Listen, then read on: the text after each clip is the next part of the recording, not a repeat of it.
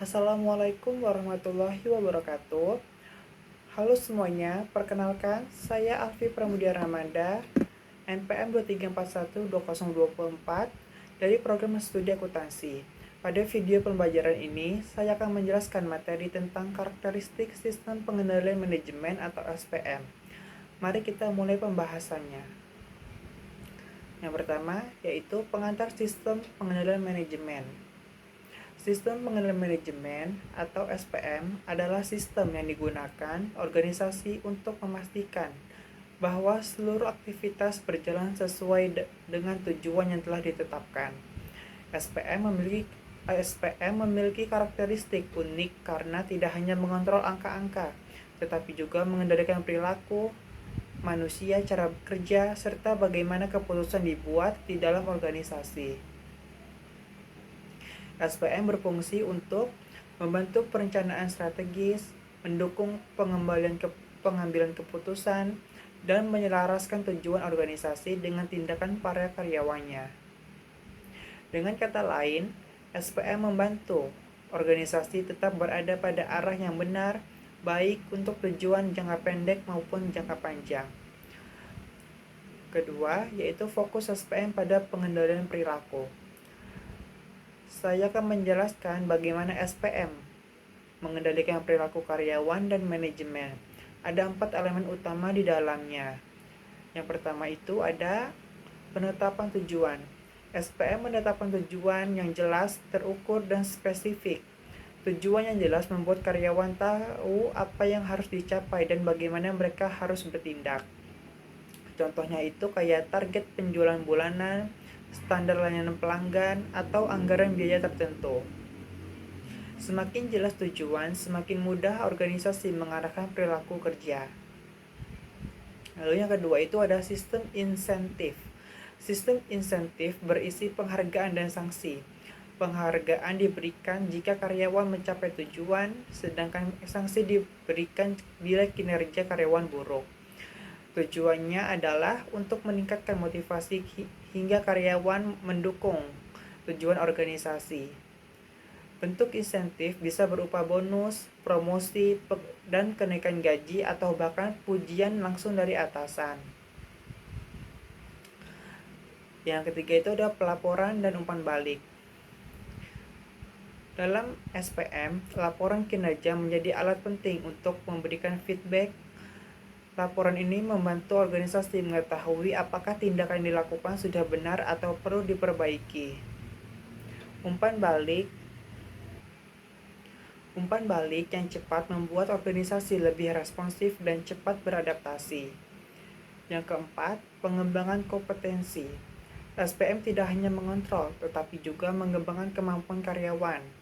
Pelatihan, workshop, mentoring, dan pengembangan skill membuat karyawan mampu mencapai target. Sistem ini memastikan SDM berkembang seiring kebutuhan organisasi.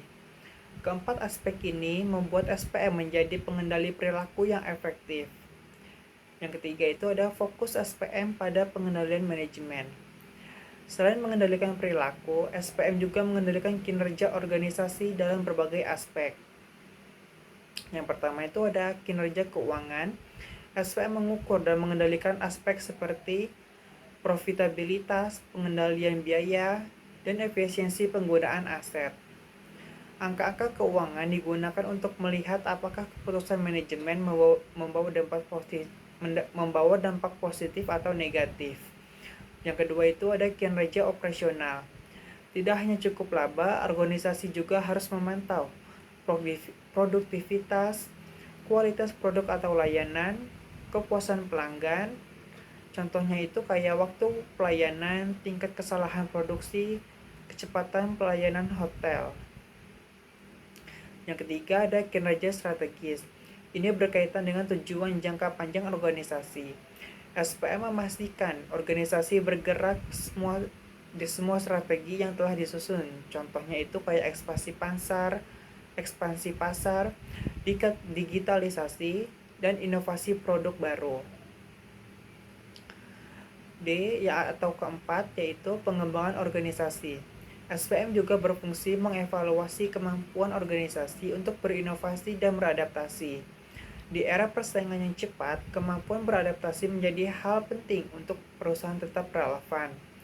Keempat fokus ini menjadikan SPM sebagai alat pengendali yang menyeluruh, dari keuangan hingga inovasi. Yang selanjutnya ada pengendalian dalam manajemen. Selanjutnya, saya akan menjelaskan bagaimana proses pengendalian dilakukan sehari-hari di organisasi.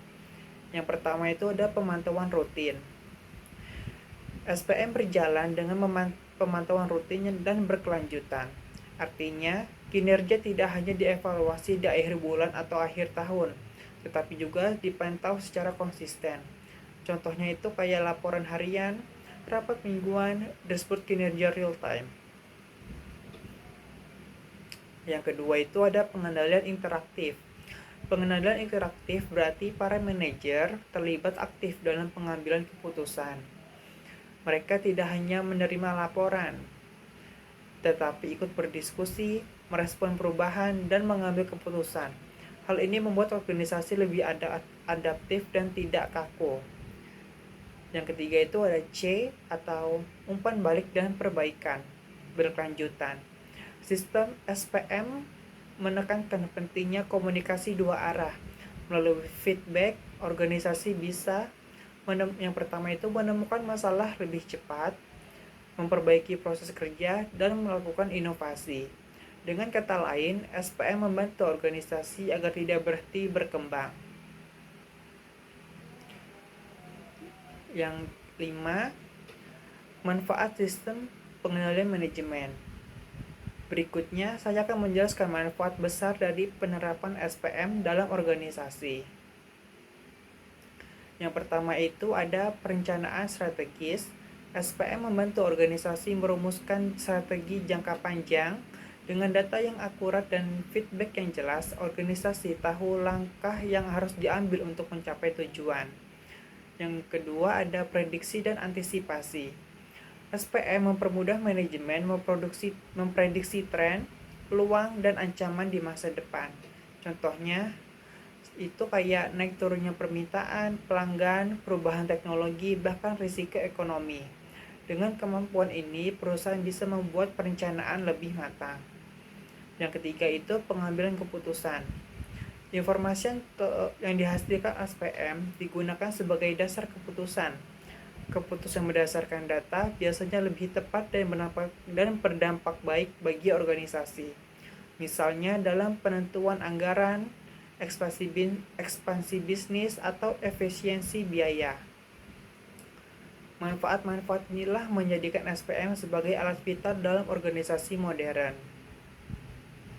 Contoh kasusnya itu kayak sebuah hotel berbintang mendapatkan rating rendah di aplikasi pemesanan online.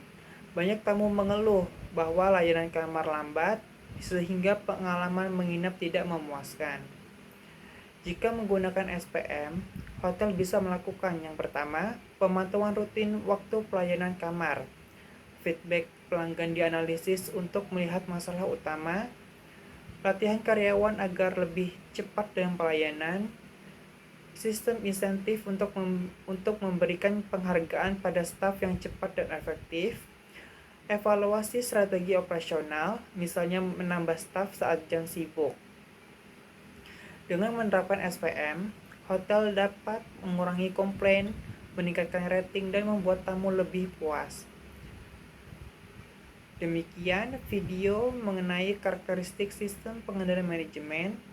Semoga materi ini membantu Anda memahami bagaimana organisasi mengontrol kinerja, perilaku, serta proses pengambilan keputusan. Terima kasih telah menonton. Sampai jumpa pada materi selanjutnya.